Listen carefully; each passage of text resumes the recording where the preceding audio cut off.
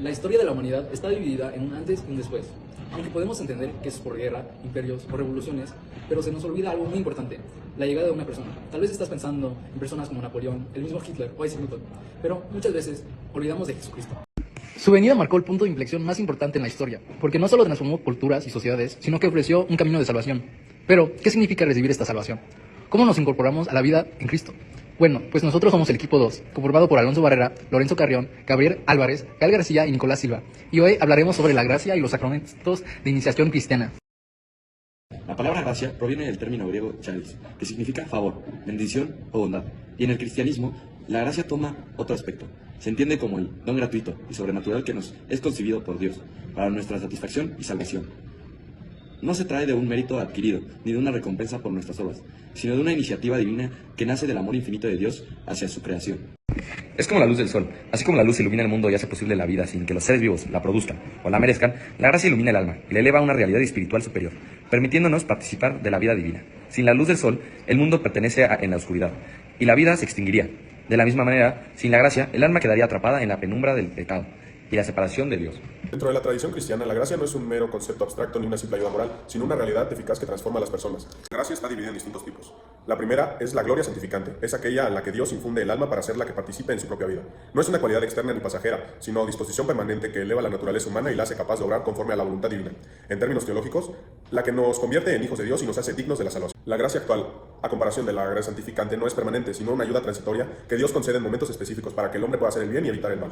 Es una especie de impulso divino que nos mueve a actuar correctamente en situaciones concretas, fortaleciendo nuestra voluntad, esclareciendo nuestra razón. Esta gracia actual nos inspira a realizar las cosas mejor y de una mejor forma. La gracia sacramental es la gracia específica que se recibe a través de los sacramentos. Cada sacramento confiere una gracia particular que ayuda al creyente en su vida espiritual. Por ejemplo, la Eucaristía proporciona el alimento espiritual, mientras que la confirmación otorga dones del Espíritu Santo. Uno de los aspectos más profundos y a la vez debativos y confusos de la teología cristiana es la relación entre la gracia y libertad humana. Si la gracia es un don gratuito de Dios y es absolutamente necesaria para la salvación, ¿qué papel juega entonces la libertad del hombre? ¿No anularía la gracia divina la capacidad del ser humano para elegir su destino? La respuesta a estas preguntas se encuentra en la comprensión del equilibrio entre la acción de Dios y las respuestas del hombre. La gracia y la libertad no son opuestas ni se excluyen mutuamente. Más bien, se complementan en un misterio que une la omnipotencia divina con la dignidad humana. La Sagrada Escritura y la tradición de la Iglesia nos enseñan que la gracia es, ante todo, una iniciativa de Dios. Es Él quien, en su amor infinito, da el primer paso para traer al hombre hacia sí. Como afirma San Juan en su primera carta. En eso consiste el amor, no en que nosotros hayamos amado a Dios, sino en que Él nos amó primero y envió a su Hijo como víctima de expiación por nuestros pecados. Esto significa que el ser humano por sí solo no puede alcanzar la salvación y la santidad, sin la gracia de Dios. Su naturaleza caída permanecería en el pecado y la separación de Dios. No obstante, la gracia no actúa de manera automática ni impositiva, sino que requiere la respuesta del hombre. Aquí es en donde entra en juego la libertad humana. Dios, en su infinita sabiduría, ha creado al hombre con libre albedrío, es decir, con la capacidad de elegir entre el bien y el mal. A diferencia de los seres racionales que actúan por instinto, el ser humano es responsable de sus decisiones y de su destino. La gracia, lejos de anular esta libertad, la eleva y la perfecciona. La voluntad humana, debilitada por el pecado original, encuentra en la gracia la fuerza para elegir el bien y rechazar el mal. Pero esta ayuda no impone una acción forzada. El hombre sigue siendo dueño de sus elecciones. San Agustín expresa magistralmente esta relación cuando dice: Dios que te creó sin ti, no te salvará sin ti. Es decir, aunque la creación del hombre fue un acto exclusivamente de Dios, su salvación requiere la respuesta libre de la persona. La gracia nos da la capacidad de elegir a Dios, pero no nos obliga a hacerlo. Una comparación, la gracia como viento y la libertad como vela. Para ilustrar mejor esta relación, podemos compararla con un velero en el mar. La gracia de Dios es como el viento que impulsa la embarcación hacia su destino, que es la unión con Dios. Sin viento, el velero permanece inmóvil, sin avanzar. Sin la gracia, el hombre no podría alcanzar la vida eterna.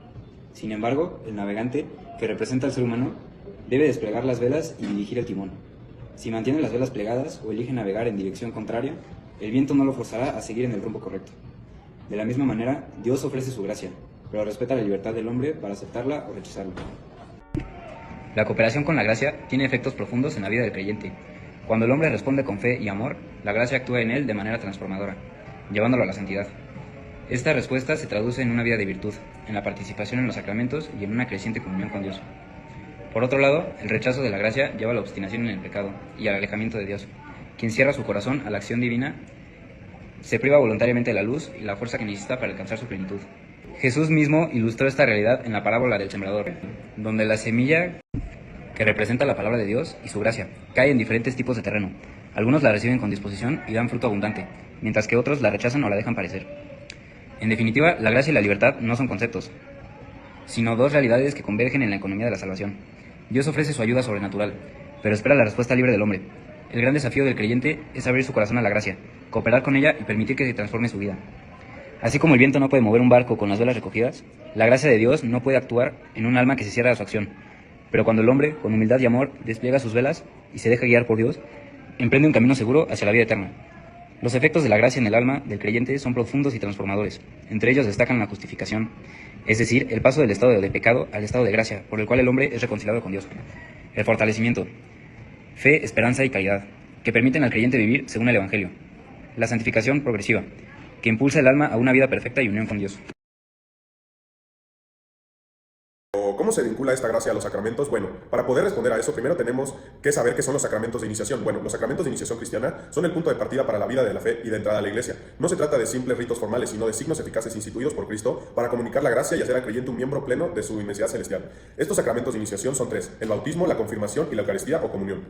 El bautismo es el primero de los sacramentos y de la iniciación cristiana. Es la puerta de la entrada a la iglesia. Jesús mismo lo instituyó cuando dijo a sus discípulos: vayan pues y hagan discípulos a todas las naciones, bautizándolos en el nombre del Padre, del Hijo y del Espíritu Santo. Los efectos del bautismo son: la purificación del pecado original. Desde la caída de Adán y Eva, el hombre nace con una naturaleza herida por el pecado. El bautismo borra esta marca y nos restablece nuestra conexión con Dios. Infusión de la gracia santificante. El alma recibe la vida divina haciéndolos templo del Espíritu Santo.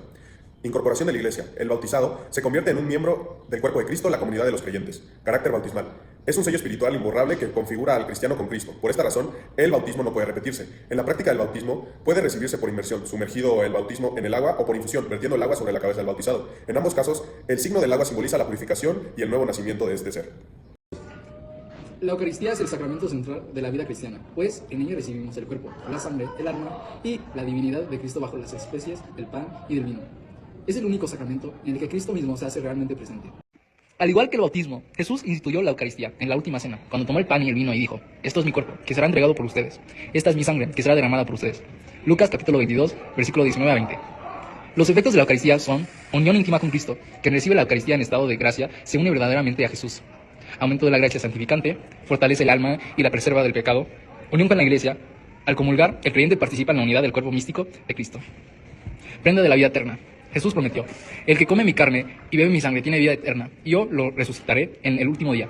Juan capítulo 6, versículo 54. La Eucaristía se celebra en la Santa Misa, donde el pan y el vino se conviertan en el cuerpo y la sangre de Cristo, a través de la transubstanciación, un misterio profundo que expresa la presencia real de Jesús en la Eucaristía. A diferencia de otros signos, en la que la gracia es comunicada a través de símbolos, en la Eucaristía, Cristo mismo está presente, en el pan y vino, que a lo largo de la historia han sido transformados en el cuerpo y la sangre de Cristo, mediante la transubstanciación que fue definida en el Concilio de Trento, donde se definió que la Eucaristía no es un simple símbolo o metáfora. Este acto es exclusivo del poder divino, un milagro que ocurre en cada misa celebrada. Por eso la Iglesia insiste que se tiene que adorar con reverencia, ya que Cristo está real, verdadera y sustancialmente presente.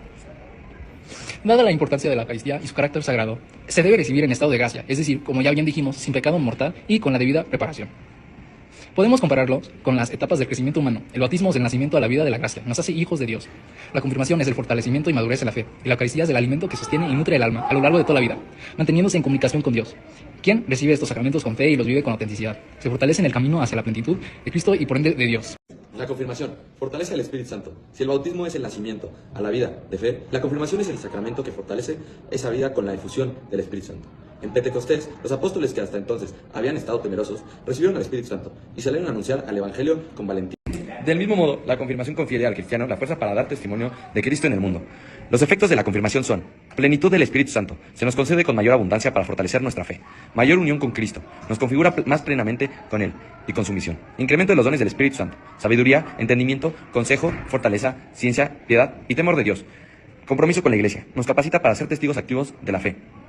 El ministerio ordinario de la confirmación es el obispo o padre, que le impone las manos sobre el confirmado y lo unge con crisma, pronunciando las palabras: recibe por esta señal el don del Espíritu Santo.